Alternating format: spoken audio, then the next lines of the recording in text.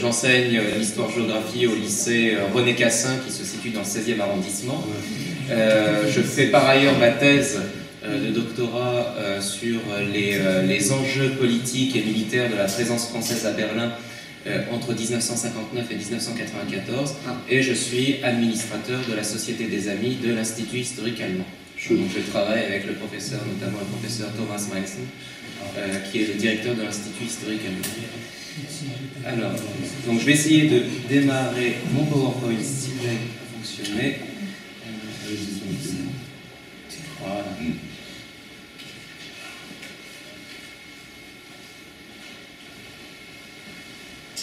Ah, la couleur n'est pas... Oui, bah, attendez. Petit problème. Je ne sais pas ce qu'il faudrait faire pour changer de couleur, là, par contre. Il n'y a rien à faire. Il n'y a rien à faire. C'est formidable. Merci beaucoup. Alors, à vous la parole. Merci. Donc, chers collègues français et chers collègues allemands, donc je tiens tout d'abord à remercier Hubert Tison pour son invitation, et c'est avec une joie certaine, celle de l'enseignant, mais aussi du jeune chercheur, autant que celle de l'administrateur de la SAIA, que je prends la parole devant vous. Donc la recherche franco-allemande est avant tout une recherche franco-ouest-allemande. De même, nous pensons que la plupart des historiens et des hommes politiques ont inconsciemment ou non repris à leur compte ce qu'on appelle l'Alleinvertretungsanspruch, c'est-à-dire la doctrine qui considérait la République fédérale comme la seule représentante légitime du peuple allemand. L'importante médiatisation du 20e et du 25e anniversaire de la chute du mur de Berlin ont permis à certains Français de se rappeler qu'il y avait un second État allemand. Et donc, l'abondante diffusion télévisée d'analyses et d'images a permis un débat intéressant sur la place et l'état de la recherche sur l'histoire de la République démocratique allemande. Nous avons notamment les travaux d'Ulrich Mellert et de Manfred Wilke, autant que ceux d'Hermann Weber et d'Ulrich Peil, qui nous révèlent un panorama de cet état de la recherche. Les ouvrages et les études écrits par les historiens de la RDA sur leur propre pays avant les années 90 nous laissent aujourd'hui stupéfaits. En effet, en RDA, l'histoire devait servir avant tout les intérêts du régime SED. La source qui confirme la tête d'une historiographie inféodée au régime SED et à l'idéologie marxiste-léniniste, et c'est un petit ouvrage que vous pouvez trouver facilement sur eBay pour quelques centimes d'euros, le petit dictionnaire politique de la RDA, un Kleine Politisches Wörterbuch. Et donc, à la définition Geschichte, donc histoire, nous pouvons entre autres lire, je cite, donc en allemand. Die Geschichte bleibt auch unter den neuen gesellschaftlichen Bedingungen ein objektiver Prozess. Sie vollzieht sich aber durch das bewusste und der Kenntnis der Entwicklungsgesetze beruhende Handeln der Menschen, das von der wissenschaftlichen Weltanschauung der Arbeiterklasse von den Marxismus-Léninismus geprägt ist. Donc clairement, ça doit s'insérer dans une perspective de lutte des classes. Donc depuis la chute du mur, de plus en plus d'universitaires se sont intéressés à l'histoire de ce pays. En revanche, l'état de la recherche sur les relations transnationales depuis l'effondrement et la disparition de l'Allemagne de l'Est est très peu développé. La littérature des relations entre la France et la RDA est mince. Avant la chute du mur, nous n'enregistrons que véritablement un seul ouvrage sur ces relations, qui d'ailleurs a été financé par le ministère des Affaires étrangères est-allemand. Donc on se pose la question si réellement il est tout à fait clair et scientifique. En revanche, il faut attendre les années 2000 pour que deux ouvrages sérieux apparaissent, notamment celui d'Ulrich Peil, Die andere deutsch-französische Beziehungen. Ah mince. Non, c'est bon, on peut prendre... Pardon, désolé. Non, donc, un ouvrage assez important, mais qui traite de la triangulation entre Paris, Bonn et Berlin-Est, donc cette relation asymétrique qui s'opère. Et puis nous avons un ouvrage extrêmement intéressant qui est la suite de la thèse universitaire de Christian Wenkel, qui avait soutenu sa thèse sous la direction de Maurice Weiss, donc à Sciences Po, et Dorst Müller à l'université de Munich, et donc son ouvrage a été publié en 2014 qui s'intitule Auf der Suche nach einem anderen Deutschland. On a encore ce terme d'autre Allemagne qu'on va expliquer. Tout à fait. Mais néanmoins, le travail de Benkel, même s'il est aujourd'hui l'ouvrage de référence des relations franco-est-allemandes, il a un point d'ombre. C'est la période des années 80. Et d'ailleurs, l'auteur, l'historien, s'en explique en disant qu'il a eu un accès restreint aux archives. Donc, étant conscient de ceci, j'ai travaillé pendant 3 ans sous la direction du professeur Rainer Udemann, qui est professeur à l'université Paris-Sorbonne, mais aussi professeur à l'université de la Sarre, sur les relations politico-diplomatiques franco-est-allemandes dans les années 80. Et donc, mes recherches m'ont amené à consulter les archives du ministère des Affaires étrangères, aussi bien celles de Nantes que de la Courneuve, et à ce jour, je suis le premier et seul historien à avoir consulté l'intégralité de ces archives. Aussi, mes recherches m'ont amené à consulter les archives de la présidence Mitterrand, et les archives de la Commission des Affaires étrangères et de défense du Sénat et des groupes d'amitié France-RDA, tant du Sénat que de l'Assemblée nationale. Donc mon intervention nous propose de comprendre, dans un contexte d'apogée des relations entre Paris et Berlin-Est, quelles ont été les étapes de normalisation entre la France et la République démocratique allemande. En normalisant ses rapports avec Berlin-Est, Paris a-t-il établi des distances avec l'autre Allemagne? Aussi, je me suis interrogé sur les phases de rupture et de friction latente entre les deux pays. En normalisant ses rapports avec l'Allemagne de l'Est, en parvenant à s'implanter par son centre culturel de Berlin-Est et en œuvrant pour les échanges interuniversitaires, sportifs, etc., Paris a-t-il, au final, contribué à la chute du régime SED? Donc mon travail va s'articuler en 3 parties, très universitaires du coup. Dans un premier temps, nous traiterons donc des relations France-RDA avant les années 80. Dans une seconde partie, nous essaierons de comprendre l'étendue des relations entre Paris et Berlin-Est au cours des années 80 en matière économique, culturelle et de projet. Et puis une dernière partie sera consacrée aux visites des chefs d'État et de gouvernement qui marquent vraiment l'apogée des relations France-DDR dans les années 80. Donc première partie, état des relations France-RDA avant les années 80, la doctrine gaullienne, quelle attitude politique la France doit-elle adopter vis-à-vis de la RDA et de la question allemande? Donc dans le discours politique français, la place accordée à la RDA fut au maximum minimisée. Néanmoins, le premier président de la Ve République eut le mérite, lors de sa conférence de presse du 25 mars 1959, d'élaborer vis-à-vis de la République démocratique allemande la stratégie et la position de la France, que la France conserva jusqu'à l'unification. Pour De Gaulle, toute neutralité de l'Allemagne était impossible. Il considère en effet que la sécurité de la France allait être directement menacée si ce pays était allé dans une neutralité. Par ailleurs, il exprima sa volonté de voir l'Allemagne entière pleinement intégrée dans l'Europe. Pour le général, la division de l'Allemagne pouvait définitivement rester... pour le général, la division de l'Allemagne ne pouvait durer. Sa conception de la nation lui interdisait de croire que l'Allemagne pouvait définitivement rester divisée. Je cite ce discours: « L'unification est le destin normal du peuple allemand. » Fin de citation. Il considérait que la République démocratique allemande avait une identité artificielle et illégitime, puisque sa création ne s'était pas appuyée sur la volonté du peuple allemand. Le général de Gaulle n'est revenu que très rarement sur la question allemande et la position de la France vis-à-vis de l'Allemagne de l'Est. C'est son ministre des Affaires étrangères, Maurice Couve-de-Verville, qui d'ailleurs était ambassadeur de France à Bonn, qui prodiguait au sein de l'Assemblée nationale et au Sénat la voix de la France au sujet de l'autre Allemagne. J'insiste sur les termes, on ne parle pas de République démocratique allemande ou de RDA. On parle soit d'autre Allemagne, soit de DDR, soit de système de Pankow, mais jamais de RDA ou de DDR et de République démocratique allemande. Et donc, il dit par exemple, Maurice Couve-de-Verville, le 13 février 1959, devant les députés, je cite, « Il ne faut pas accepter ce qui serait contraire à nos principes, soit aux intérêts essentiels de notre sécurité. Je donne des exemples. Il serait contraire à nos principes de reconnaître la République démocratique allemande qui n'est pas un véritable gouvernement. » Fin de citation.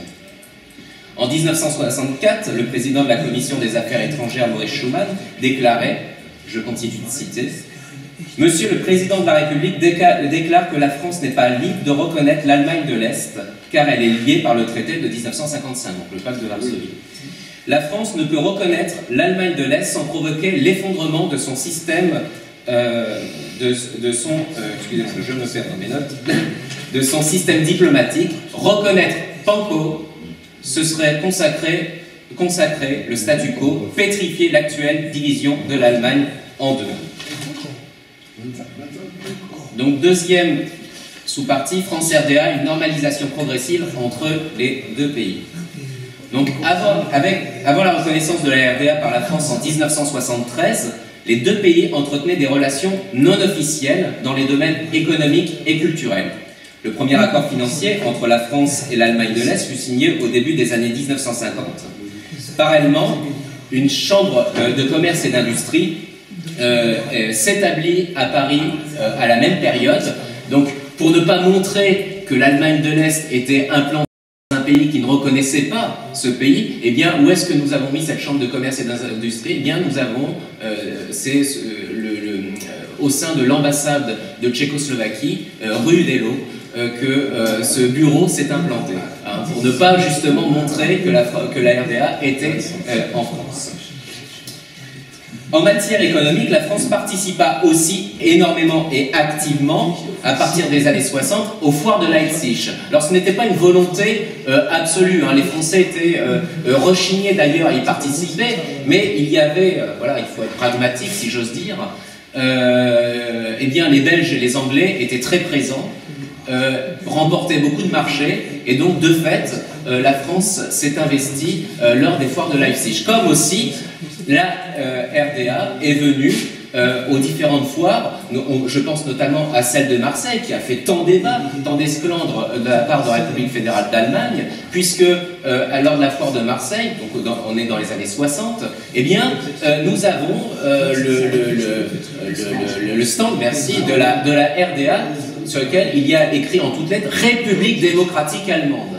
Donc forcément, l'ambassade de la RFA à Paris n'a pas du tout accepté, a écrit une note diplomatique, mais en réalité, il a fallu démonter le stand et faire comprendre aux autorités est-allemandes que, eh bien, ils ne pouvaient pas faire ça, hein, ce n'était pas autorisé. Donc, qu'est-ce qu'ils ont fait alors? De quoi, bah, du coup, ils ont cessé, parce qu'aussi ils tractaient, donc du coup, ils ont dû cacher certaines parties. Donc là, vous avez une photographie, hein, qui est issue de l'ouvrage de Gilbert Badia, hein, qui était un grand historien très influencé, hein, de la RDA en France, hein, qui avait monté le laboratoire de recherche à l'université de Saint-Denis. Et donc, vous voyez le stand Renault à la foire de Leipzig dans les années 60. Donc, vous avez aussi, sur le plan culturel, donc la création de l'association Échange franco-allemand, hein, qui a contribué à faire connaître la République démocratique allemande en France, en organisant des expositions, mais aussi en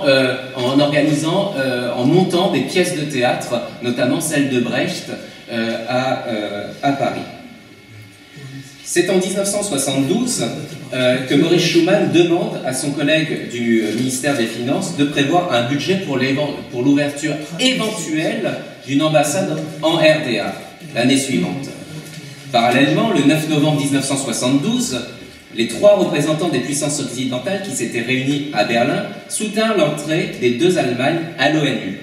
Dans cette mesure, les trois puissances occidentales reconnaissaient implicitement la RDA comme État souverain. Le 17 janvier 1973, la France et la République démocratique allemande négocièrent l'emplacement de la future ambassade de France, ainsi que l'élaboration, que les dispositions juridiques. Finalement, le 9 février, les deux parties s'accordèrent. L'ambassade de France allait être implantée à Berlin-Est. Ainsi, soucieux de respecter scrupuleusement les dispositions des traités d'après-guerre, leur statut de vainqueur et le statut de Berlin confirmé par l'accord quadripartite de 1971, les Français refusèrent d'abord d'établir une ambassade dans l'enceinte de la prétendue capitale de la RDA. Je rappelle que Berlin-Est, de fait et juridiquement, ne peut pas être capitale, ne peut pas être une capitale. Aussi, voilà. Puis, ils acceptèrent la localisation tout en précisant bien que l'ambassade de France était établie près la RDA et non pas en RDA.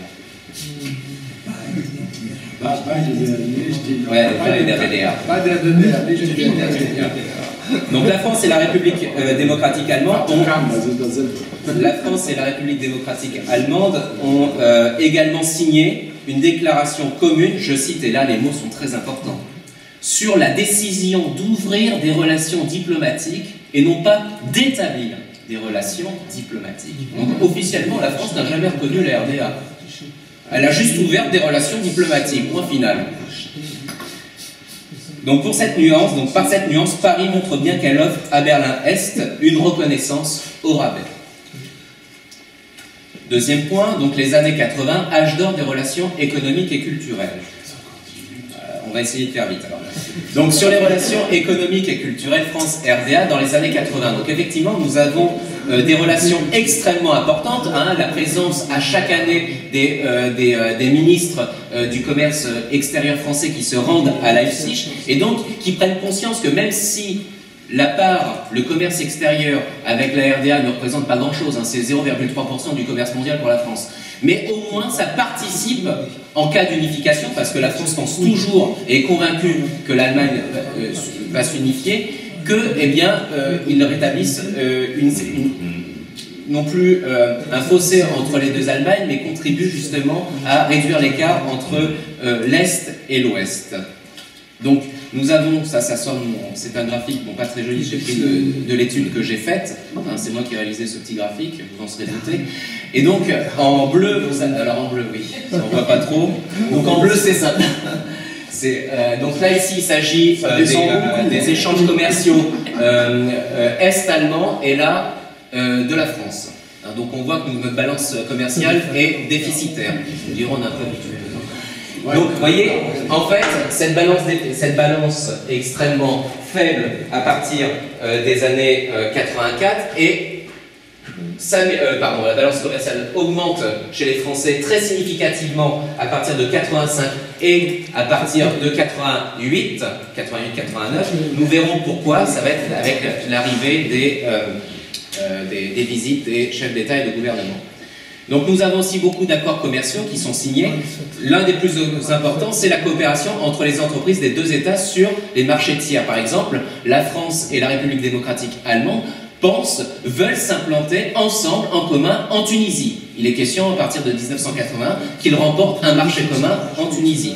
Et puis enfin, nous avons en mai 85 le gros programme de développement de la coopération économique, industrielle et technique entre nos deux pays, qui fait que nous avons des... Alors dommage parce que bon, du coup on ne s'en rend pas bien compte, mais vous avez les exportations françaises, nous avons exporté majoritairement donc, des biens d'équipement professionnel, alors que la RDA va nous envoyer des objets divers et principalement des machines-outils. Hein. Ils étaient très performants dans ce domaine. En termes de normalisation de la politique culturelle entre les deux pays, nous avons l'implantation, et ça c'est essentiel, des centres culturels français à Berlin-Est et du centre culturel de la RDA à Paris. Donc, nous avons l'inauguration de ce centre culturel français à Berlin-Est le 27 janvier 1984. C'est un événement extrêmement important qui est, selon moi, l'événement politique le plus important de cette période. Il est le seul centre culturel occidental implanté en Allemagne de l'Est. Donc, de fait, il constituait un enjeu. Hein. Vous avez Jean-Louis Leprêtre, qui était le directeur de ce centre culturel à la fin à la fin donc, des années 80, qui parlait même de cheval de Troie, hein, de vitrine du monde occidental. C'est-à-dire qu'en ouvrant ce centre culturel, les Allemands de l'Est avaient accès à la culture et aux informations occidentales. Alors vous me direz, ils l'avaient quelque part, les Allemands de l'Est l'avaient avec la télévision, hein, même si les brouilleurs n'étaient pas tout à fait efficaces. Mais là, réellement, ils ont accès directement aux informations occidentales. Donc là, vous avez la photographie donc, qui vient de la Bundesarchiv du Centre culturel français. Et donc là, la rencontre entre Chesson et Erich Honecker sur cette inauguration. Le Centre culturel de la RDA à Paris. Donc évidemment, voilà, on va voir une photo. Donc l'ouverture effectivement du Centre culturel de la RDA à Paris marquait réellement était un poids considérable puisqu'il donnait une légitimité à ce régime qui en était en quête en permanence pendant la période des années 50-60. Hein. C'était quelque chose qui obnubilait la RDA, c'était être reconnu par les grandes puissances mondiales. Et donc le centre culturel est-allemand jouait un rôle politique fondamental et entrait directement en compétition avec l'Institut ouest-allemand Goethe. Hein. Et il savait s'adapter parfaitement aux enjeux, notamment des Français, puisqu'en période des années 88-89, nous avons un programme très important de formation au CAPES et à l'agrégation d'Allemands, hein, organisé par ce centre culturel.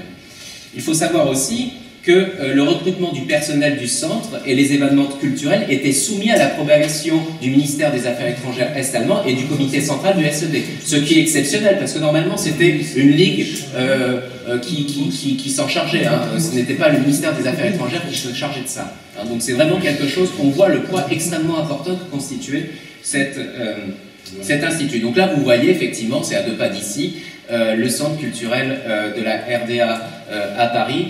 Il n'y a plus aucune trace, hein, voilà, il n'y a plus rien.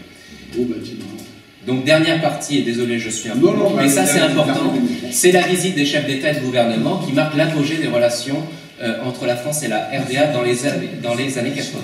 Et donc la première, la visite de Laurent Fabius à Berlin-Est, les 10 et 11 juin 1985. Donc effectivement la visite de Laurent Fabius à Berlin-Est est la première d'un chef de gouvernement d'une des 3 puissances alliées exerçant des responsabilités extraordinaires en Allemagne et à Berlin. Donc cette visite se situait à un moment où la République démocratique allemande véhiculait une image d'un État stable dans le monde occidental. Il est évident que la venue du Premier ministre français permit du point de vue du régime SED de renforcer la légitimité de la RDA et de lui conférer un statut international. Du point de vue de Paris, le Quai d'Orsay avait prévenu, au sujet de cette visite, qu'il était extrêmement important pour la France de ne pas se montrer trop complaisant vis-à-vis de Berlin-Est, notamment sur tout ce qui relevait du statut de Berlin. Bon, bah, manque de bol, lors de la rencontre entre Honecker et Fabius... En français, manque de chance. Oui, pardon. Entre la rencontre Honecker et Fabius, eh bien, vous avez le chef d'état-major de la National Volksarmee qui est présent, alors que normalement nous sommes à Berlin-Est, il ne devrait pas y avoir un seul militaire est-allemand à Berlin-Est. Bon, c'en était rempli, mais du coup ça a fait une polémique énorme. Nous avons la seconde visite, celle d'Erich Honecker à Paris, du 7 au 9 janvier 1988. Donc la visite du secrétaire général du SED et du président du Conseil d'État de la RDA dans un des principaux pays alliés et qui est permanent au Conseil de sécurité constitue évidemment, c'est l'apogée, l'apothéose, la cerise sur le gâteau si j'ose dire, de ces relations. À travers cette visite, donc, la République démocratique allemande réussit à renforcer son prestige et sa légitimité aux yeux du monde entier. Une note du Quai d'Orsay corrobore cette analyse pour lui. Hein, je cite cette note. Cette visite marquait symboliquement qu'après des années d'ostracisme, la RDA était désormais un État comme les autres. Néanmoins, il était extrêmement important pour Paris de minimiser cette rencontre. Honecker arrive à Orly et lorsqu'il descend de l'avion, sur le tarmac, qu'est-ce qui l'accueille? Ce n'est pas Mitterrand, ce n'est pas le ministre des Affaires étrangères, ce n'est même pas un ministre, c'est un secrétaire d'État secrétaire, d'ailleurs c'était Nicole Catala, qui était secrétaire d'État à la formation professionnelle. Alors, vous voyez, c'est vraiment, c'est pour minimiser le truc.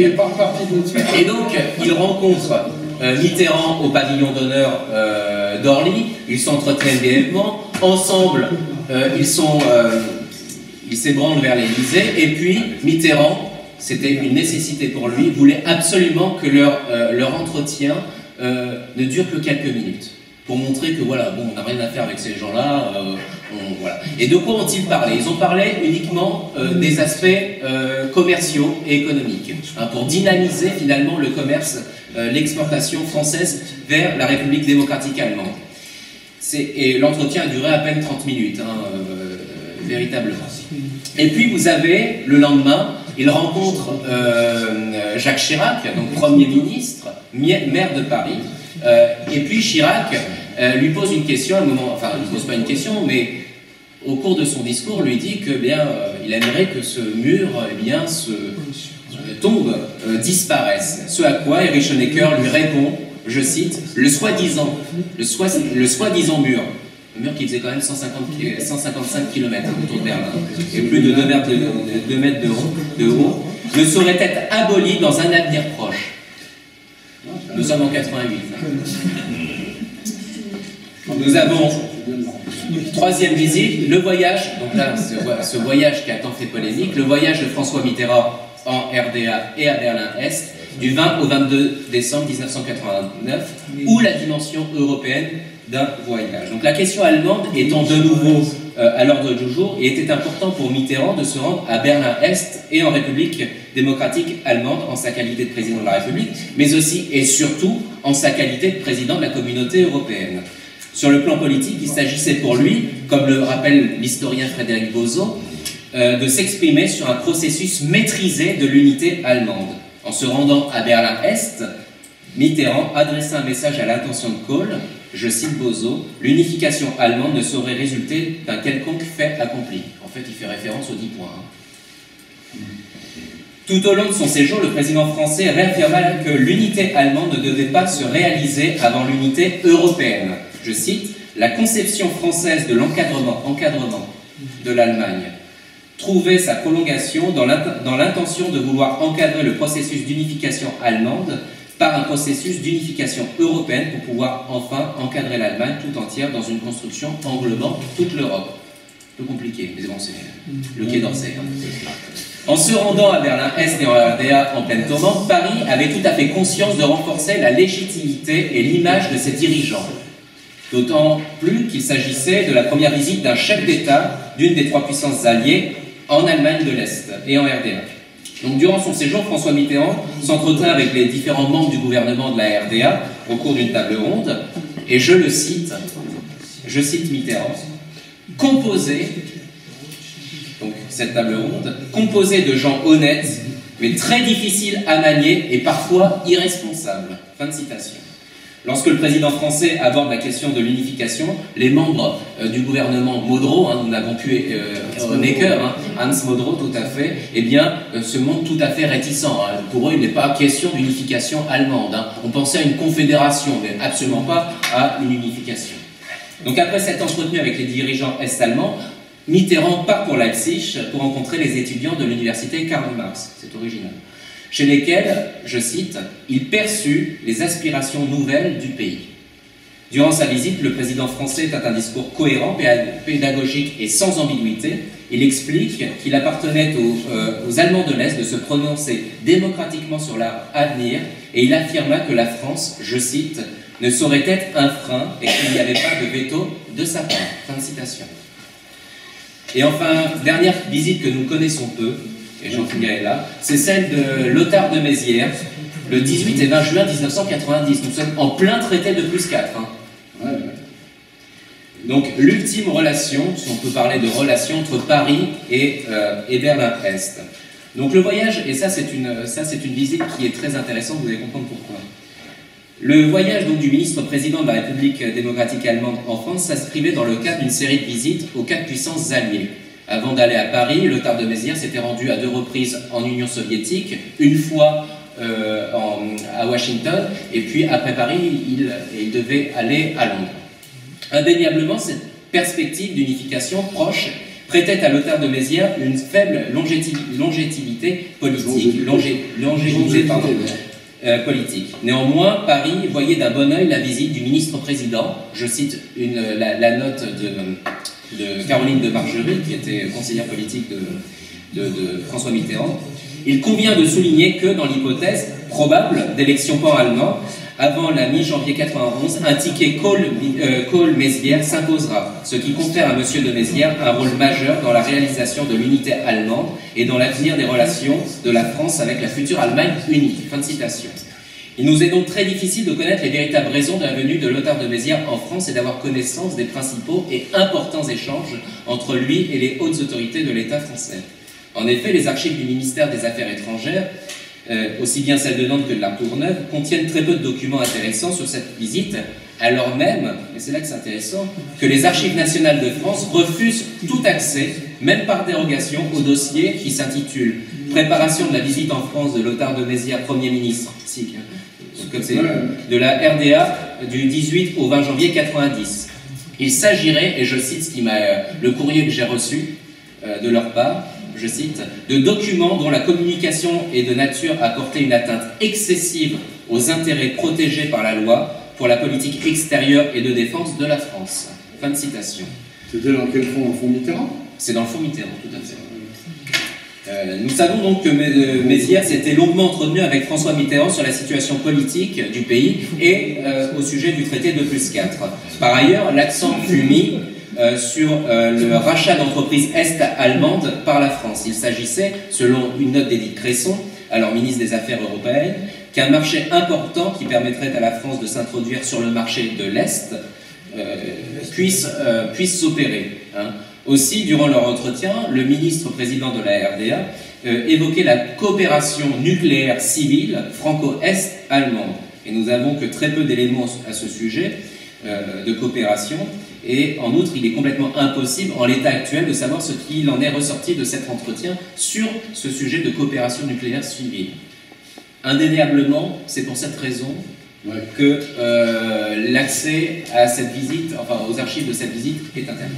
Donc pour conclure, tout au long des années 80, les relations politiques et diplomatiques franco-est-allemandes furent denses et riches, marquant indéniablement l'apogée des autres relations franco-allemandes.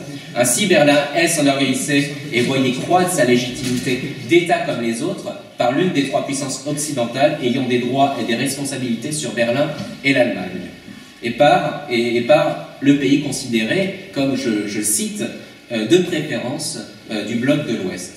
Pour Paris, il s'agissait avant tout de normaliser, sans trop leur donner d'importance, ses relations avec le deuxième État allemand, tout en veillant à marquer à chaque moment son alliance et son amitié envers la République fédérale. Soulignez aussi que la normalisation des rapports Paris-Berlin-Est au cours des années 80 s'inscrivait dans un contexte général de détente, mis à part lors de la crise des euromissiles, et dans le cadre de l'Ostpolitik à la française. Merci. Merci. Le monsieur qui devait dire un mot tout à l'heure a dû repartir, semble-t-il, rapidement. Bah écoutez, on va dans ce cas-là consacrer. Il est là? Ah bon, bah oui, mais c'est le moment où vous voulez parce qu'il n'est pas là cet après-midi, il m'a dit. Bref, oui, alors est-ce qu'il y a des questions à poser à monsieur, que je remercie infiniment, qui nous a appris beaucoup de choses, mais c'est un monde, le monde de la RDA, qui est toujours un monde un peu mystérieux, hein, pour lequel, même pour les Allemands de l'Ouest, parfois, par des Umleitungen, par des détours, on arrive à apprendre un certain nombre de choses, et les archives françaises sont certainement intéressantes là-dessus, mais il y aurait beaucoup de questions à vous poser sur les archives et l'accès des archives. Madame. J'ai une question, peut-être au niveau méthodologie. Oui. Est-ce que vous avez eu l'occasion de travailler avec des historiens est-allemands, d'origine est-allemande, c'est-à-dire des gens qui ont été formés à l'époque avant la chute du mur, pour comprendre parce que vous avez beaucoup insisté sur le caractère non objectif des ouvrages qui ont été écrits au TRDA, pour comprendre un petit peu la mentalité Alors, non, effectivement, je n'ai pas pu travailler avec des historiens est-allemands, du moins de l'époque, mais il est évident qu'ils ne pouvaient pas publier une pensée objective, d'une part parce que les propres sources, les propres documents de la RDA étaient complètement erronés et faussés, Et puis, tout simplement aussi que si ces personnes voulaient rédiger des textes ou des articles scientifiques objectifs, eh bien, jamais ils n'auraient pu être publiés. C'est le cas, je pense, notamment à Georges Castellan, hein, qui était français, hein, qui a publié notamment quelques ouvrages sur la RDA, notamment un aux éditions de la presse universitaire de France, qui s'appelle La République démocratique allemande. Et donc c'était un enseignant qui enseignait aussi à la Humboldt-Universität, et il était obligé quelque part, pour toujours enseigner là-bas, de respecter une ligne du parti.